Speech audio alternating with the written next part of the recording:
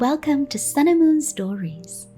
If you are not sleepy yet, let me tell you a story by Hans Christian Andersen. It is called The Nightingale and the Emperor. This story happened a great many years ago in China.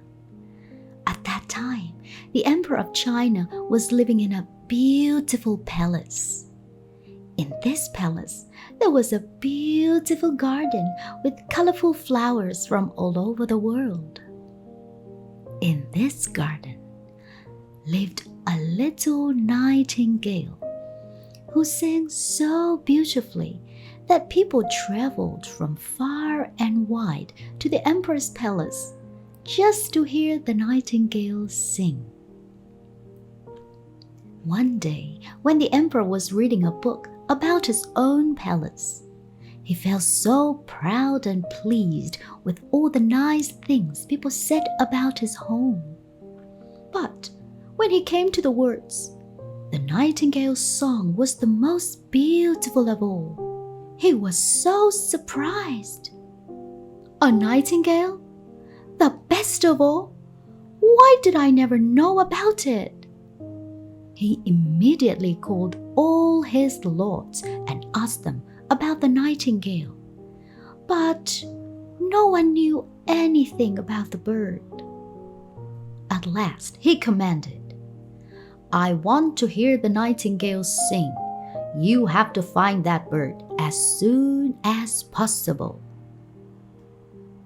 All the lords went into the garden and searched every corner, every tree, every branch, but the nightingale was nowhere to be found.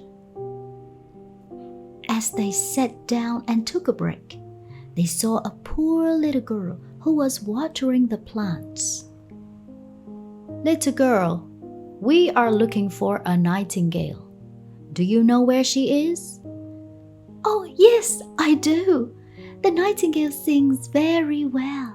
She often comes and sings every afternoon." The lords waited until the afternoon. Finally, the nightingale came and started to sing. All the lords were speechless. That was the sweetest song they'd ever heard.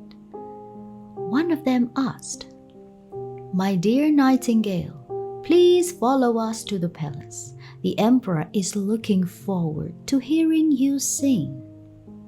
The nightingale followed the lords to the palace and sang for the emperor. Her voice sounded like crystal bells. It brought tears to the emperor's eyes and touched everyone's hearts. The emperor wanted to hear the nightingale sing every day. He put her in a golden cage.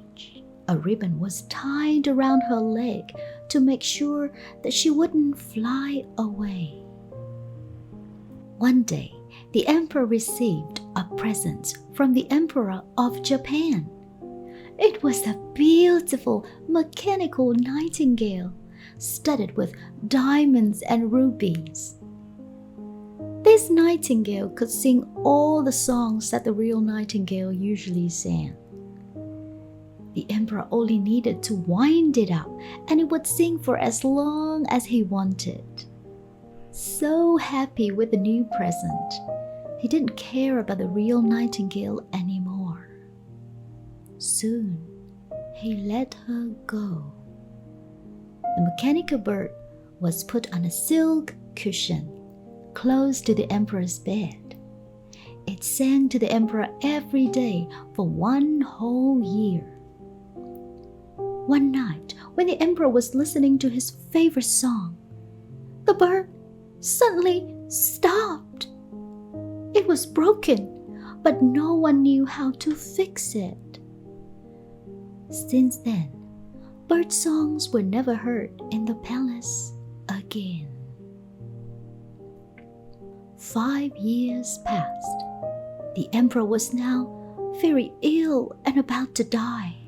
He lay in bed with his eyes closed, looking very pale and weak. Suddenly, close to the window, there was a burst of lovely songs. It was the nightingale singing from a branch outside. She heard about the emperor's ill health and came back to bring him comfort and hope. She sang the emperor's favorite songs, and soon a miracle happened.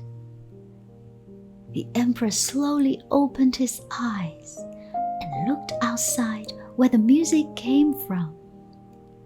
He smiled at the nightingale and said softly, "Thank you, nightingale. You brought me back to life." The nightingale stayed near the emperor's bed and sang to him until he fully recovered. Then she flew away to live her happy life in the nature. But she came back to sing for the emperor every month. The emperor lived a healthy life for many years afterwards. He ruled wisely and was loved by everyone in his kingdom.